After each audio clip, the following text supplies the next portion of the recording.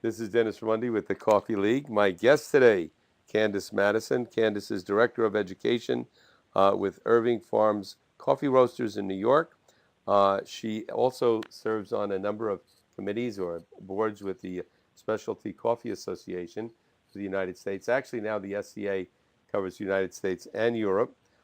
She has quite a diverse and impressive background in all areas of coffee. And Candice, thank you so very much for taking the time to come on with me today. Oh, thanks for having me. It's a pleasure. Okay. Well, let me begin by asking you, Director of Education at Irving Farm's Coffee Roasters. And Irving Farms I'm very familiar with. I've been to a number of your cafes in New York, in the Yes. New York metropolitan area. What does, as Director of Education, what is your role? What do you do? Well, I'm fairly new. You're right, Irving Farm is based in New York. We have our roastery upstate in Millerton, and there's a cafe there, not attached, but about 5 minutes away. But yes, our main business is in New York City. And as you can probably tell, I'm not from New York, so I've come into the city and seen a really vibrant culture, and I wanted to bring part of my background and my interest and expertise to whatever I was doing on coffee in New York. And my background, even before coffee, has been a lot of the time in education and information dissemination. And it's really it's a family business, as it were. My grandmother was an educationalist. My mother was an educational consultant for the government in the UK. And my sister is an illustrious teacher and assistant head of school in London. So education is in my blood. And it's not really that accessible in coffee. It's something that's always frustrated me. And I thought as soon as I was in a position to be able to offer that to other people, I would. This is my first dedicated role in education. It's just solely education in coffee. And it's great. I started last year in November, and as with most coffee companies that I have had contact with or know of, education is run as classes, more focused towards practical work to do with barista skills and roasting skills, and vocational. And I really actually enjoy that aspect of coffee, having that vocational side, but also having a more thorough research side than a lot of other kind of like hands-on careers that you can find. But what I wanted to do when I got to Irving Farm was broaden what the offering was there and construct an education department that was career-focused as much as it was sort of hands-on, practical, past the certification focused. So we have reached the third part of the first phase of what I'm envisioning there. At the moment, we have been able to complete the first 30 days of training for a barista. So I don't know if you think about other coffee companies, it's quite possible in 30 days you will have the relevant skill set to do your job. You will have started working on bar, and you'll be finding your feet. That had to be more like that. I had to scale up. I'm very used to that for a small cafe or a place or a business with one or two cafes, but we have 10, I believe, and we're growing. Right. Let me ask you let me ask you a question. Interject here. When you run these courses, are they specifically for people training to be baristas at Irving Farms, or is it or are the courses open to the general public, anybody that wants to learn the barista skills, or both? Well, that's the beauty of what we're trying to construct here. So right now we're focused on the retail of our own business. And within these, as I said, the project we've been working on for the last 2 months is writing 21 modules of curriculum with presentations, handouts, lesson plans, all of that great stuff to be delivered. From there, we will be building out 60 and 90-day curricula, and it will be, in terms of retail, barista-focused. After that, we will be constructing and writing curricula all of this year to start delivering, hopefully next year. I'm not sure exactly when. I'm aiming for spring. for streamed education.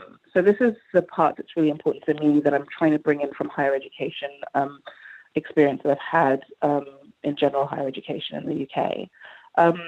There's no real path if you want to be a green coffee buyer. It's really hard, other than to take SCA classes. There's no other real avenue other than experience. There are roasting classes, but is there something that teaches you how to run a roastery? Those are around, but usually delivered by consultants, and they're not easy to find. If you want to become involved with quality control and become a cupping expert, we want to provide that kind of practice and expertise and training for that. And it goes on and on and on as far as our imaginations can take us. So is there, I'm just curious, let's say somebody decides, hey, I want to open a cafe and I want to learn as much as I can about being a barista, being a buyer, being a roaster. Can they now, at this point, or sometime in the near future, connect with Irving Farms and then plug into some of those courses? Yeah, absolutely. So in the near future, yes. Right now, no. Sorry to cut you off. I'm very excited. Right. And then will the courses be online or in person, or both? I'm hoping both, actually. I'm very much hoping both. And a comprehensive suite of courses for the same that we offer for retail, we want to be able to offer for our wholesale and our public clients. So whilst it will be obviously less Irving Farm specific, it will definitely have the same quality and care that we will be giving our own, and we are giving our own baristas. We want to be able to deliver that to the public. Something really easy and accessible for people to finally get that coffee education that everyone clamors for, that's been, historically very difficult to come by. Right. I think this is relevant to our time and quite necessary, because there's a tremendous, as you know, expansion in the demand for and now the delivery of specialty coffee. And one of the things that I encounter visiting a few dozen cafes every month in different cities is that there's a tremendous inconsistency from barista to barista, from roaster to roaster, especially amongst baristas. And what I found is the places that do best are the ones that have some type of in-house training program that everyone has to go through. Other places, it's sort of hit or miss. Well, this person's had 4 years experience, this person's learning, and it's sort of on-the-job training. Whereas if these people could have an academic program where they actually have some skill level coming into the cafe, it would make an enormous difference in terms of quality. So I assume that's your goal, is to elevate the quality of coffee, not just in Irving Farms, but everywhere. Oh yeah, that is my mission. Is really about quality and also inclusion and diversity. Yeah. And the fact that coffee is my medium to do that is just a double pleasure. Right. But definitely, when I began in specialty coffee in 2009 in the UK, there were only 16 real specialty coffee cafes, so few that the owners would get together on the first Thursday of every month and have dinner at one of the cafes. That's how small the industry was then. Now there are over 200. There was one real roaster that people used. The knowledge was so difficult to come by, and you really, in order to get the knowledge, you had to work at one of these shops.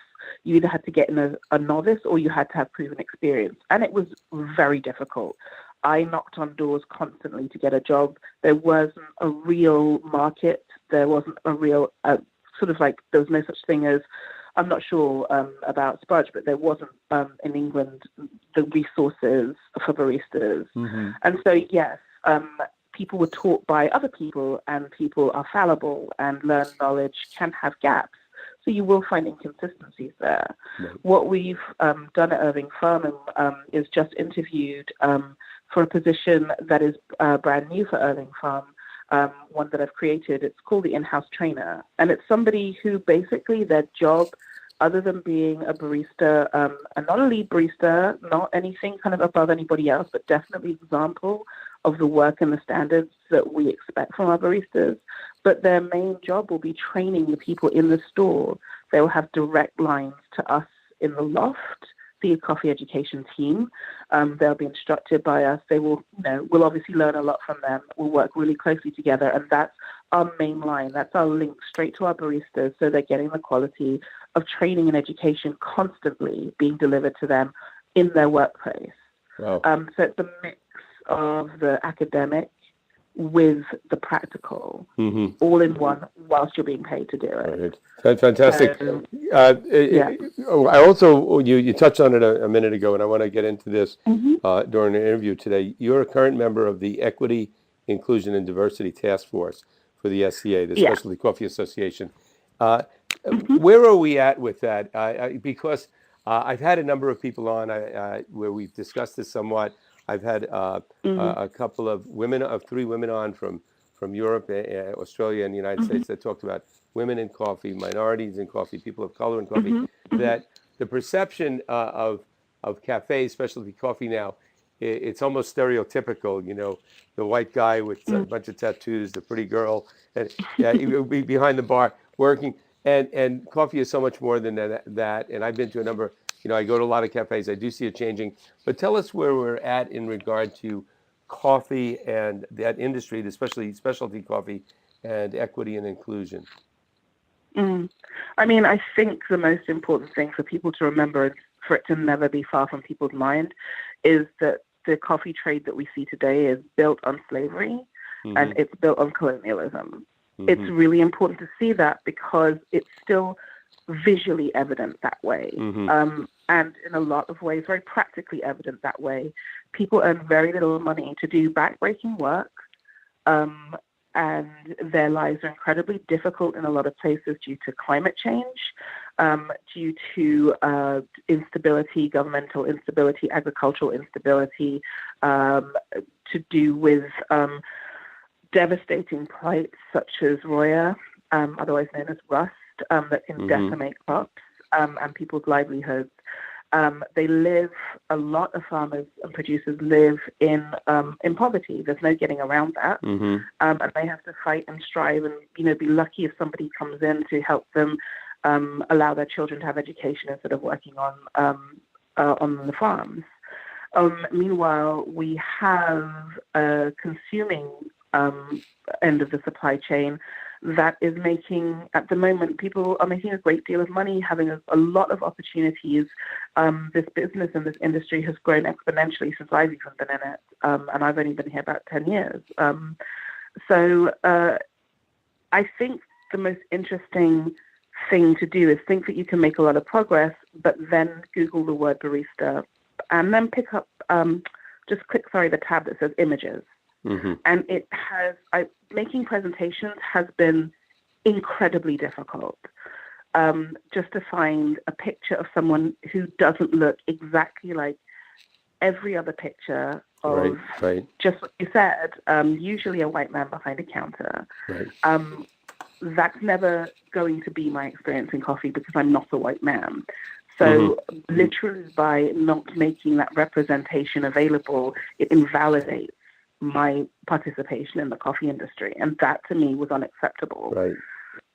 So I think that we've learned, especially with the really disappointing issues to do with Dubai, I think we're learning every single day that not only are we not out of this, or we were sort of being proactive in addressing issues, we weren't even being as intersectional in our understanding of diversity. Let me interrupt here because there's a couple of things you touched on that I want to clear up, and we'll take extra time today. This is a very, very important subject.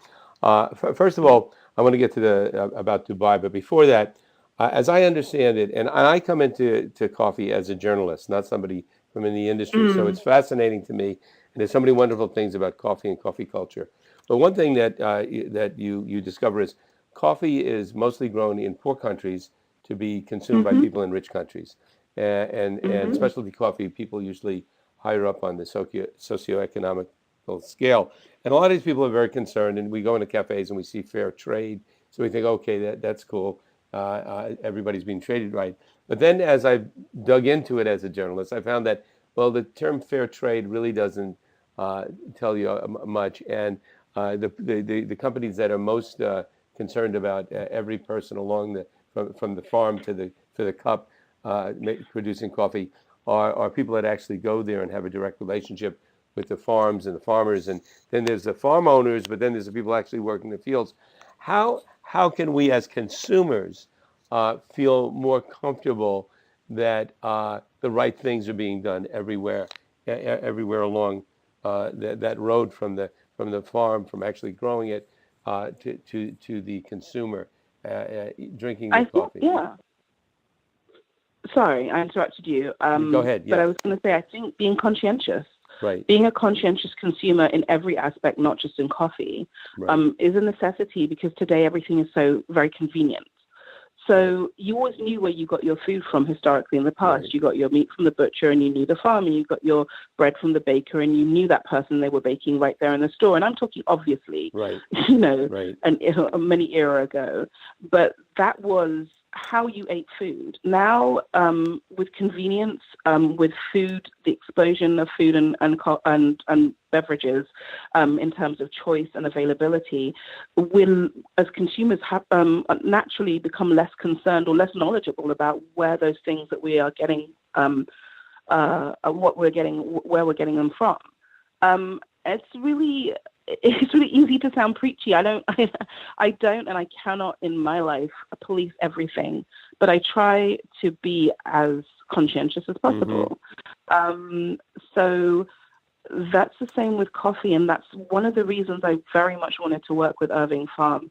They have a really transparent process, and their entire identity is built around having direct relationships with farmers, going back, nurturing those relationships, helping in terms of advising in quality, negotiating in a fair and equitable way, and really sort of trying to elevate. So not going for always the best producers everybody knows, but building people up that they meet and they taste a quality product, product with potential, and will work with whomever that they are. And I mean, I know this because one of the producers that we work most closely with, his daughter actually works for us as a strategic partnership manager. So that to me is incredibly important. But before I worked for Irving Farm, knowing companies like Nordic Approach in Europe, when I was a roaster, working with them was a pleasure, knowing how seriously they took transparency, sustainability, and equality and equity for their producing partners was really inspirational.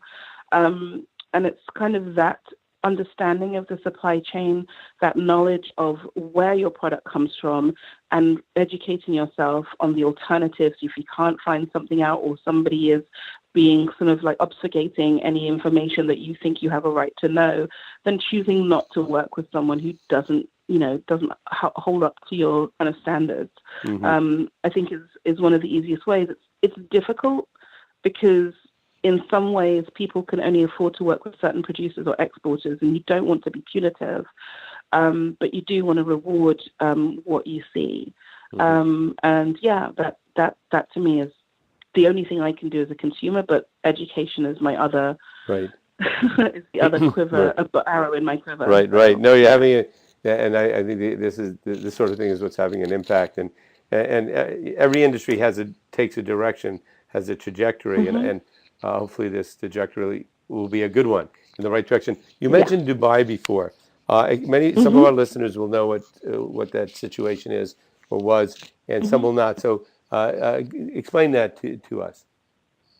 Yeah, I think this is a really difficult situation to talk about in any sort of non-emotional way for a lot of people, and I want to be really respectful of that. The SCA is now a global organization after the SCAA and the SCA merged. And I think that the SCA has been finding its identity for more than that amount of time. The SCA started off as a trade organization and a trade association, and its membership then expanded towards individual members and providing educational opportunities, and sort of competition became a huge part, obviously. So when I came into the SCA, it was very much still a trade organization identity, and I've watched it move towards being this huge organization and network for individual baristas, let alone their companies. I mean, I was a member of the SCA when one of my companies wasn't. They have been finding their feet, and that's not an excuse at all. And they've been finding their feet in terms of understanding their obligation to their members. So the decision to hold World of Coffee event in Dubai was made with the best of intentions, to understand that this is a region that has a lot of specific difficulties, and instead of trying to ostracize people who haven't been able to take part before due to visa restrictions and things such as that, they thought holding it in an emergent coffee area would be a really beneficial thing, not just for members who lived in the area, but also for other people to come in and have this experience. What wasn't unfortunately taken into consideration in terms of lumping both the trade obligations and the competition obligations together was recognizing that some of the laws are really quite, it's difficult to say. Cultures are different. I think they're very disappointing. Brutal. I think, backward looking. if you're LGBT, I don't even know if you Yeah. could exist in those countries. I think it's a crime. It's like It is in a lot of these countries a crime, but Yeah. I mean, it's not just the LGBTQI issue. It's also the fact that I have never traveled to the Middle East for very specific reasons. I'm Black. And whilst I may not have a bad experience, I have Middle Eastern friends. My dad lived in Lebanon for a while in the 60s and 70s. He's very fair-skinned. I have an understanding that the culture isn't as accepting of people who are like me also. So I had a vested interest in this. When I found out once the announcement was made, I was immediately thought, well, I'm not going to go for judges certification this year because I'm choosing not to go there. But that was my choice. I wasn't a competitor. I didn't work my butt off, days and nights in a lab, working for no money, putting my all into competing, winning this amazing opportunity, and then realizing that if I chose to take that opportunity up, I would be physically unsafe. Right. How did the SCA deal with this? I thought the SCA dealt with it well. 5 out of 5, probably not, given 4 out of 5. I thought they dealt with it swiftly, but not definitively or decisively enough in the first instance. But I recognize, knowing the SCA, having worked intimately with quite a few of their committees and their staff members, that I can't say anything negative about them. These are individuals that literally are working for us. Unfortunately, as I said before, representation is important. And if you don't have a diverse group of people making these decisions, you're going to walk into a lot of blind spots that you didn't have to consider, that other people have to consider. I think it became very evident to them what a huge misstep it was, and the very quick response of creating the committees, especially the one I was on, the Event Site Criteria Committee, in ensuring that those committees were of a diverse group of people for each one, and making sure that there was a very tight deadline in order to effect very swift change, to me was really promising.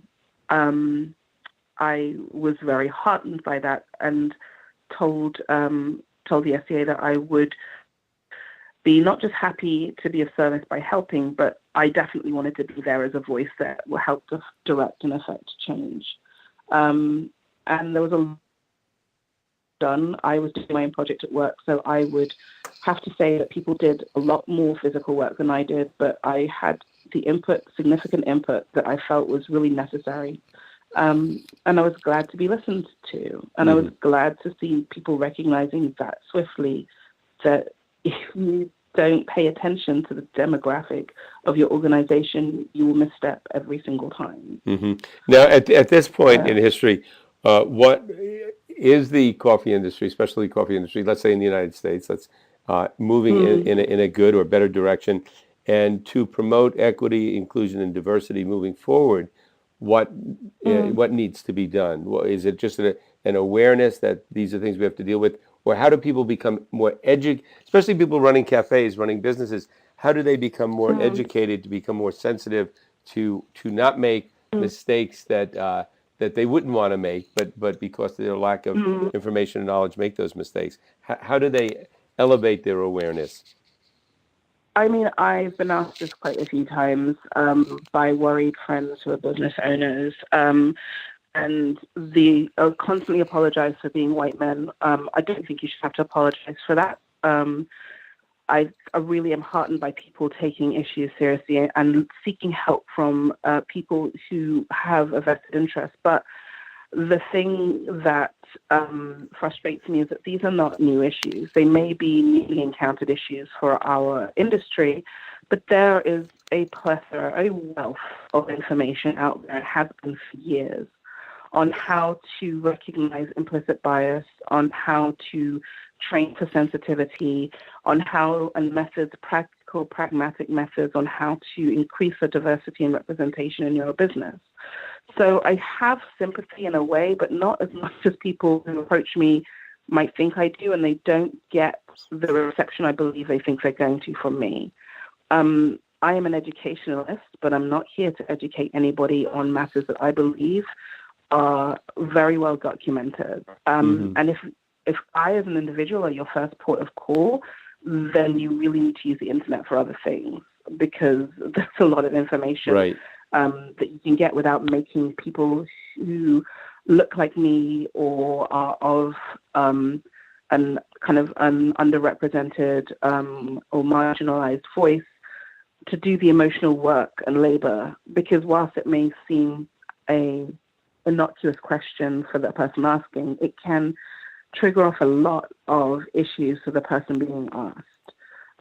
One of the things that's super important for me is this, and to make these things available to people. So I am currently writing a bias training and sensitivity training class for Irving Farm. It's part of the next part of our curriculum, as well as looking towards kind of self-care for everybody in the coffee industry, but especially the people under my direct care, the baristas and managers of our cafes. The SCA, under the Equity, Diversity and Inclusion Task Force, is doing the same. And I'm actually on helping to write the bias training class for this organization as well. I think people need to get more serious about understanding that the world is no longer something that belongs to people who look a certain way or people who have a certain amount of wealth or whatever, that our marginalized voices are taking the world back, slowly but surely, to try and make it just a more equal, less oppressed place for them to exist. So I think there are resources out there. I'm really, really happy that I get to help write and make those resources available to everybody in the SCA. And yeah, I guess I just look forward to the day when people recognize that this isn't an industry-specific issue, so that if they're very serious about looking into this, there is information available. And look to Europe, because we've done a lot of this work, and by no means perfect in any way, but I do believe there's a little bit of a head start there. Not to say I didn't face, my difficulties in the UK. So. Well, this is a tremendous amount of information. I've learned a lot, and it's aroused my interest to pursue this area. And any guest that you recommend that could come on and speak to this issue, I'll take on anytime. Happy to have on. And any final points you'd like to make to our listeners? Yeah, I think that taking every single opportunity that you can is really important. Pushing yourself forward through education is valuable not just to you, but to the people that you work with, you work for, who work under you. And just be really excited about this time that we're working in coffee. This is a tremendous amount of changes going on in this industry at the moment. and individuals as well as companies are driving this change. If if Starbucks can close countrywide to enact bias training, something I don't think they would have done 5 years ago, Mm-hmm. then take that as an optimistic first step. But yeah, never stop striving to learn in coffee. That's my motto. Great. Thank you so much, Candice. And I look forward to having you You're back welcome. on the show. And when you come back, we can, at that time, I'd love to talk to you about assessing the progress that has been or has not been made over whatever period of time. Candice Madison, Director of Education, Irving Farms, thank you so very much for your time. You're very welcome. Thank you for having me.